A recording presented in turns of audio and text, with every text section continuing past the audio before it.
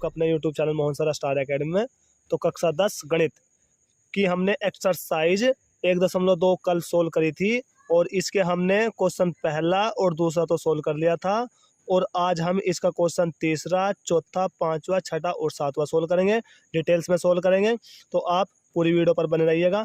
तो क्वेश्चन क्या है आपका, थर्ड क्वेश्चन कहता है कि अभाज्य गुणनखंडन विधि द्वारा निम्नलिखित पूर्णांकों के एचसीएफ और एलसीएम ज्ञात कीजिए। तो यानी कि आप लोगों को ना जो एचसीएफ और एलसीएम ज्ञात करना है वो कौन सी विधि से ज्ञात करने हैं, अभाज्य गुणनखंडन विधि द्वारा, जिसको हम इंग्लिश में बोलते हैं प्राइम फैक्टराइजेशन मेथड। तो ये आपका बहुत ही अच्छे क्वेश्चन है। तो ये मैंने पहले ही रजिस्टर में नोट करके रखा है बेटा। अब हम इन क्वेश्चन को करेंगे। तो चलिए बच्चों, ये रहा आपका क्वेश्चन 12, 15 और 21। इसका आपको अभाज्य गुणनखंडन विधि द्वारा एचसीएफ और एलसीएम ज्ञात करना है। तो आपको करना क्या है, सॉल्यूशन में देखो बेटा, आप 12 को इस प्रकार लिख लेंगे, यस। 15 को भी आपको इस प्रकार लिखना है, बहुत ही आसान क्वेश्चन है। फिर आपको 21 को भी इसी प्रकार लिखना है।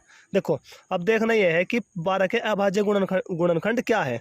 अब देखो 12 को आप इस विधि से काटेंगे बेटा, कैंसिल करिए 2 से, 2 छिंग 12, 2 तिया 6 और 3 एकम 3। तो आप 12 को लिख सकते हो 2 गुणा 2 गुणा 3 लिख सकते हो। अब आप 15 को देखेंगे, 15 किस प्रकार कैंसिल कर सकते हो। 15 को देखेंगे आप, 15 को काटो 3 से, 3 पंजे 15 और 5 एकम 5। 15 को लिख सकते हो आप 3 गुणा 5। 21 को क्या लिख सकते हो आप, 21 को लिख सकते हो, देखो काटो 3 सत्ते 21 और 7 एकम 7। 21 को लिख सकते हो आप 3 गुणा 7। तो प्यारे बच्चों, अब आपको लिखना यह है कि HCF और LCM, ये आपको आंसर दोनों निकालने हैं, HCF और LCM। तो देखो मैंने बेटा आपको कल भी बताया था कि आपका HCF होता है जो आपका कॉमन होता है। तो देखो 12, 15 और 21 के जो गुणनखंड है, जो आपके पेयर्स है, उनमें कॉमन क्या है, उनमें कॉमन आपका 3। देखो 3 कॉमन है, यस। इसके बाद और कुछ कॉमन है ना, तो इसका मतलब HCF तो हो जाएगा आपका 3। अब बात आती है एलसीएम की। एलसीएम में आपको करना यह है कि जो आपका गुणनखंड यानी कि जो आपका उभयनिष्ठ से भी अलग है, देखो 3, पहले तो ये तो आपको उभयनिष्ठ यानी कि कॉमन है। अब इससे अलग आपको क्या रहता है, 2 रहता है, 2 रहता है, 2 गुणा 2, फिर गुणा आपका 5 रहता है, फिर गुणा आपका 7 रहता है। अब आपको सिंपल नॉर्मली आपको इसकी मल्टीप्लाई कर देनी है और आप एचसीएफ और एलसीएम इसका निकाल चुके होंगे। 3 दूनी 6, 6 दूनी 12, 12 पंजे 60। जब आप 60 की गुणा 7 में करेंगे तो कितना आएगा, 420। तो बेटा ये रहा आपका आंसर और बन गया ये क्वेश्चन, बहुत ही आसान है। तो अब हम इसके बाद नेक्स्ट क्वेश्चन करेंगे। तो प्यारे बच्चों, ये रहा आपका क्वेश्चन नेक्स्ट 17, 23 और 29।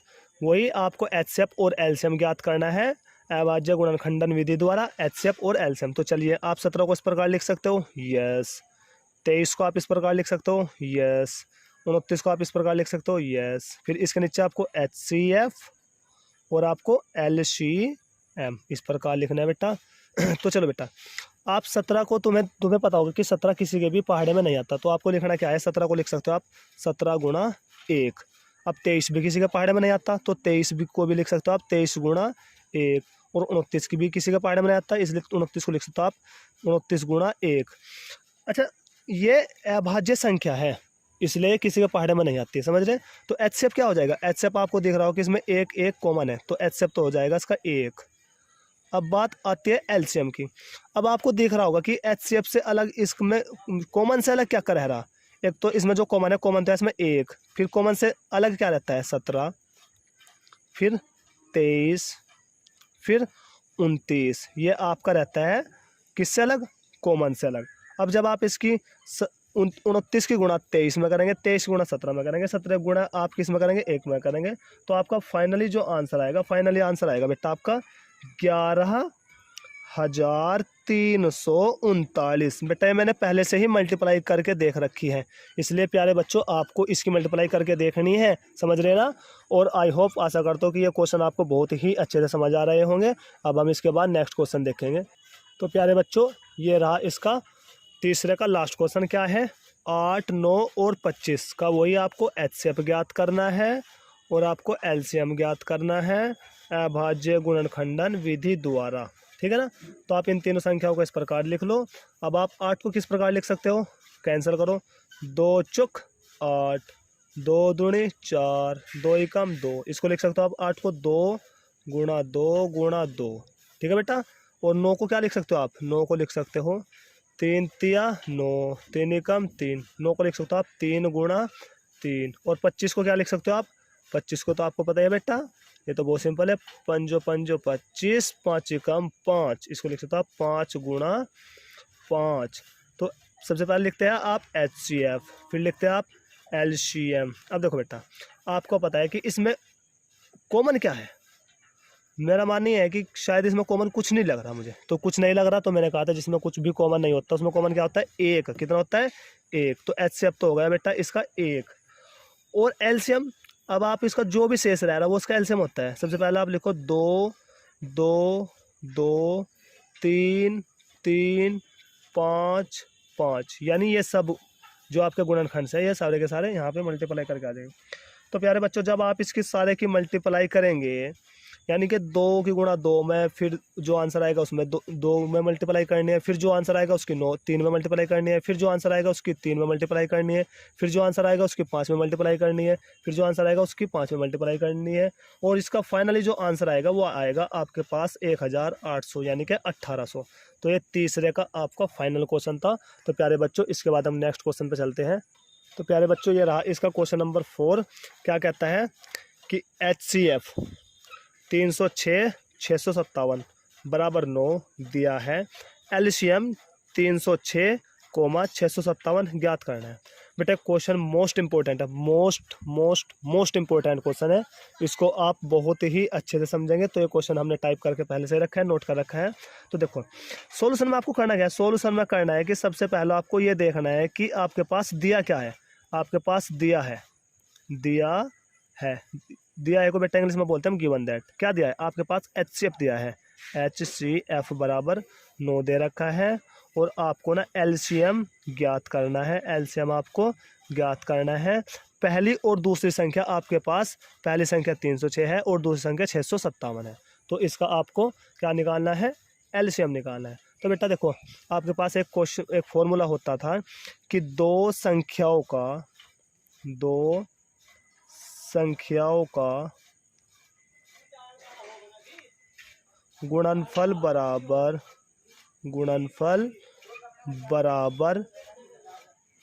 LCM गुणा HCF, ये होता है आपका। अच्छा देखो, आपको निकालना क्या, LCM। अब देखो LCM के पास क्या बैठा है, HCF, आप इसको इधर डाल दो तो ये दो संख्याओं का गुणनफल में बटे हुआ आ जाएगा HCF। इधर क्या बचेगा आपका LCM। तो LCM को मैं इधर की बजाय इधर लिखूँगा, LCM बराबर दो संख्याओं का गुणनफल, दो संख्याओं का गुणनफल बट्टे HCF, क्योंकि आपको ना इसमें से LCM का मान निकालना, तो HCF आ जाएगा बटे में। तो प्यारे बच्चों, आपके पास LCM जो होगा तो बराबर जो होगा, दो संख्या कौन कौन सी है, दो संख्या आपके पास 306 और 657, और गुणनफल क्या रहा है इसलिए गुणा बटे। HCF कितना दिया है, HCF दिया है आपके पास 9। तो एक काम करो, आप 9 से कैंसिल कर लो, 9 से आप इस नंबर को कैंसिल कर दो, 9 एकम 9, 9 दूनी 18, 9 तिया 27, 9 तिया 27, 9 तिया 27, और 30 में 27 गए, बचेंगे कितने 3, 36 हो जाएगा, और 9 चौका 36, तो ये आपका कैंसिल हो जाएगा कितनी बार, 34 बार। तो आप क्या काम करेंगे बेटा, यहीं के यहीं करेंगे आप, कितना बच रहा है 34 गुणा 657, और जब आप इसकी 34 की गुणा 657 में करेंगे तो बच्चों फाइनली आपके पास आंसर आएगा 22,338। ये आपके पास फाइनली HCF निकल जाएगा। तो प्यारे बच्चों, आई होप, आशा करता हूँ कि क्वेश्चन आपको बहुत ही अच्छे से समझ आया होगा। एक बार सभी बच्चे इस क्वेश्चन का स्क्रीनशॉट ले लीजिएगा, मोस्ट इंपॉर्टेंट क्वेश्चन है बेटा, मैं इस पर लिखता हूँ इंपॉर्टेंट क्वेश्चन, ठीक है बेटा, इंपॉर्टेंट क्वेश्चन है, और आपका पहले भी आया है एक बार। तो प्यारे बच्चों नेक्स्ट क्वेश्चन आपका ये रहा, क्वेश्चन 5वां, और ये भी आपका इंपॉर्टेंट क्वेश्चन है। जांच कीजिए कि क्या किसी प्राकृतिक संख्या n के लिए संख्या 6 की पावर n अंक शून्य पर समाप्त हो सकता है। ये आपको जांच करना है कि n का आपको मान कोई प्राकृतिक संख्या लेनी है, फिर आपको 6 की पावर n यानी कि n की स्थान पर आपको वे वैल्यूज रखनी है जो आप प्राकृतिक संख्या लोगे, और फिर आपको सोल्व करके देखना यह है कि ये आपका 0 पर समाप्त हो सकता है या नहीं हो सकता है। तो चलिए आप इसको सोल्व करेंगे। तो क्वेश्चन क्या है, सबसे पहले आप इसका लिख लीजिएगा सॉल्यूशन। सॉल्यूशन में लिखेंगे बेटे प्यारे बच्चों।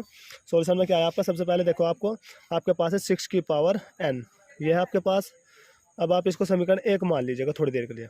आप n के लिए प्राकृतिक मान ले लो, जैसे कि पहला मान लेंगे आप 0 1 2 3 4 5 डैश डैश डैश, कितने भी, वैसे तो आप कितने भी मान रख सकते हो, कोई दिक्कत नहीं है। तो सबसे पहले आप क्या करेंगे, सबसे पहले करेंगे आप n बराबर 0 रखने पर, n बराबर 0 रखने पर। तो चलो रखो बेटा। सबसे पहले क्या आपके पास 6 की पावर n है, बराबर जो का, तो 6 की पावर n का मान कितना रखेंगे आप 0। और एक बात याद रखना लाइफ में बेटा, जिसकी पावर 0 होती है उसका मान 1 होता है। तो 0 पर आंसर आया इसका 1। अब आप रखेंगे n बराबर 1 रखने पर। अब आप n का मान रख दो 1, n बराबर 1 रखने पर। तो क्या है आपके पास 6 की पावर n है, और बराबर जो का, तो 6 n की जगह रखना है आपको 1। अब 6 की पावर 1 है तो 6 की एक बार मल्टीप्लाई, 6 1 जा 6, तो 1 पे आ गया आपका 6। और फिर करना क्या है आपको, n बराबर 2 रखने पर। अब आपको 2 रखना है, तो क्या है आपके पास 6 की पावर n, अब बराबर 6, n का मान 2 है। अब 6 की पावर 2 का मतलब 6 का वर्ग, 6 छंग 36, 2 पे आपका 36 आया है। अब आप n बराबर कितना रखेंगे, 3 रखने पर, 3 रखने पर। अब 6 की पावर n है, अब 6 n की जगह 3 रखना है, 3 का मतलब है 6 का घन 216 होता है। अब देखो आपने एक बात इस क्वेश्चन में नोट करी, जैसे जैसे आप ये वैल्यूज़ बढ़ाते जा रहे हो n की, वैसे वैसे 6 की पावर n का मान वैसे वैसे ही आपका बढ़ता जा रहा है। देखो जब आपने n का मान 0 रखा तो आया है मान आपके पास 1, जब n का मान 1 रखा तो मान आया है आपके पास 6, जब n का मान 2 रखा तो मान आया आपके पास 36, जब n का मान 3 रखा तो मान आया 216, और जब आप मान रखेंगे 4 तो 216 से बढ़ाएगा, फिर जो आप मान रखोगे 5 तो फिर उससे बढ़ाएगा। इसका मतलब क्या है कि जब 6 की पावर n का मान 0 पर ही नहीं आया, यानी कि जब आपने 6 की पावर n की जगह जब आपने n का मान 0 रखा, जब उस पर ही 0 नहीं आया तो फिर तो आगे कहाँ से आ जाएगा 0। तो इसका मतलब क्या है, इसका मतलब है कि उस 0 पर समाप्त नहीं हो रहा। तो हम कह सकते हैं अतः, क्या कहेंगे, अतः हम कह सकते हैं, हम कह सकते हैं कि, कह सकते हैं कि 6 की पावर n कोमा n के किसी भी मान पर, किसी भी मान पर 0 पर समाप्त नहीं हो सकता। तो प्यारे बच्चों क्वेश्चन बन गया है आपका, बहुत ही इजी क्वेश्चन है, तो आप इसका स्क्रीनशॉट ले सकते हो। ये रहा आपका, इस क्वेश्चन का आप स्क्रीनशॉट ले लो ताकि आपको ज़रूरत पड़े। ले लिया स्क्रीनशॉट, तो अब हम नेक्स्ट क्वेश्चन करते हैं। तो प्यारे बच्चों ये रहा आपका क्वेश्चन 6, और 6 क्वेश्चन क्या कहते हैं, व्याख्या कीजिए कि 7 गुणा 11 गुणा 13 प्लस के 13 और 7 गुणा 6 गुणा 5 गुणा 4 गुणा 3 गुणा 2 गुणा 1 प्लस का 5 भाज्य संख्या है क्यों, यानी कि भाज्य संख्या है और क्यों है। अब देखो आपको इसके बारे में पता होना चाहिए कि भाज्य संख्या क्या होती है और अभाज्य संख्या क्या होती है। तो भाज्य संख्या, सबसे पहले आपको भाज्य के बारे में पता होना चाहिए। भाज्य और अभाज्य, भाज्य संख्या वह होती है आपके जिसके 2 से ज़्यादा, जिसके 2 से ज़्यादा गुणनखंड हो, क्या हो, 2 से ज़्यादा गुणन, यानी कि जिसको 2 से ज़्यादा संख्या कैंसिल करते हो, पूरा पूरा विभाजित करते हो। और अभाज्य संख्या वह होती है जिसको सिर्फ और सिर्फ 2 ही संख्या विभाजित करते हो। अब जैसे अगर मैं कह दूं कि आपका 8 है, 8 को आपका देखो, एक तो 1 का पहाड़ा पूरा पूरा विभाजित करता है, एक 2 का पहाड़ा, एक 4 का पहाड़ा, एक 8 का पहाड़ा। तो देखो ये 2 से ज़्यादा संख्या विभाजित कर रही है ना इसको, इसका मतलब ये अभाज्य संख्या है। और अगर मैं कह दूं जैसे कि आपका 19 है, 19 के सिर्फ और सिर्फ 2 ही ऐसी संख्या है जो इसको विभाजित करेगी। कौन कौन सी? एक तो एक, अरेख या अपने आप में स्वयं है। तो इसका मतलब इसके 2 संख्या है जो उसको विभाजित करती है पूरी पूरी, या इसलिए अभाज्य संख्या है। और भाज्य संख्या वह होती है जिसको 2 से ज़्यादा संख्या विभाजित करती है।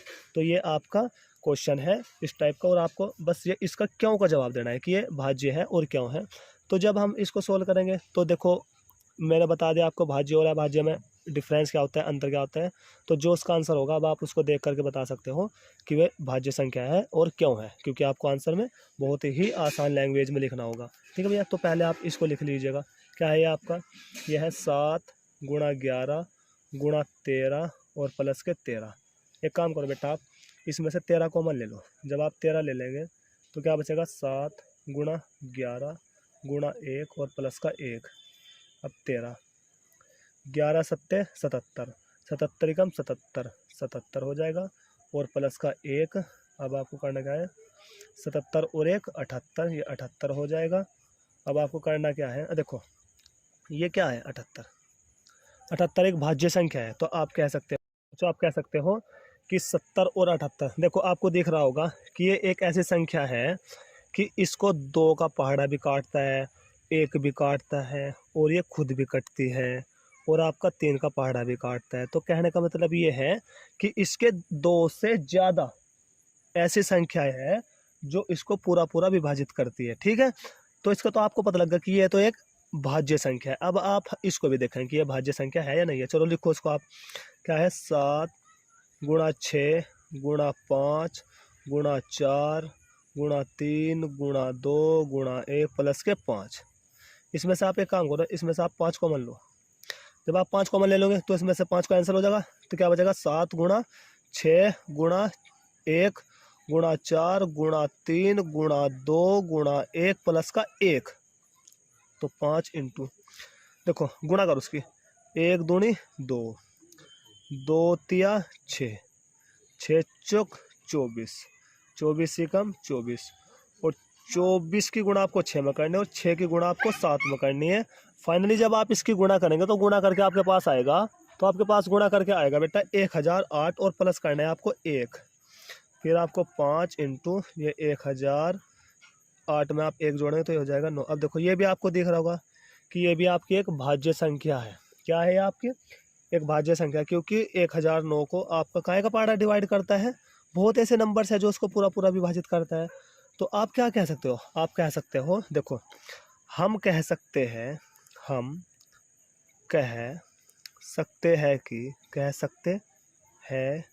कि देखो बेटा आपको ना एक काम करना है, इसमें करना है आप इसको तो मान लेंगे आप समीकरण 1, उसको मान लेंगे आप नई लाइन से समीकरण 2। तो बस करना क्या है आपको, यहाँ से समीकरण आप इसको यहाँ से मान लो 1 और यहाँ से मान लो आप इसको समीकरण नंबर 2।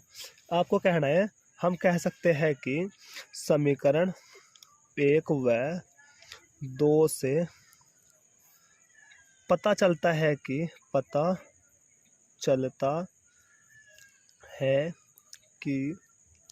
वह एक ऐसी संख्या है जिसको 2 से ज़्यादा संख्या विभाजित करती है। अतः यह एक क्या है? भाज्य संख्या है। फाइनल। अब आपका लास्ट क्वेश्चन है और लास्ट क्वेश्चन को पढ़ेंगे बेटा। ये जो आपका लास्ट क्वेश्चन है ना, ये आपका थ्योरेटिकल यानी ज़्यादा बड़ा है, यानी सिर्फ इसकी थ्योरी बड़ी है, बाकी सोल्व करने में बहुत ही छोटा है। और हम इसको सोल्व करेंगे और डायरेक्ट सोल्व करेंगे, बस इसको बुक में पढ़ेंगे और फिर डायरेक्टली रजिस्टर पर सोल्व करेंगे, क्योंकि अगर मैं इसको नोट करूँ तो बहुत ज़्यादा टाइम लगेगा। तो क्वेश्चन को पढ़ो। कहता क्या है कि किसी खेल के मैदान के चारों ओर एक वृत्ताकार पथ है।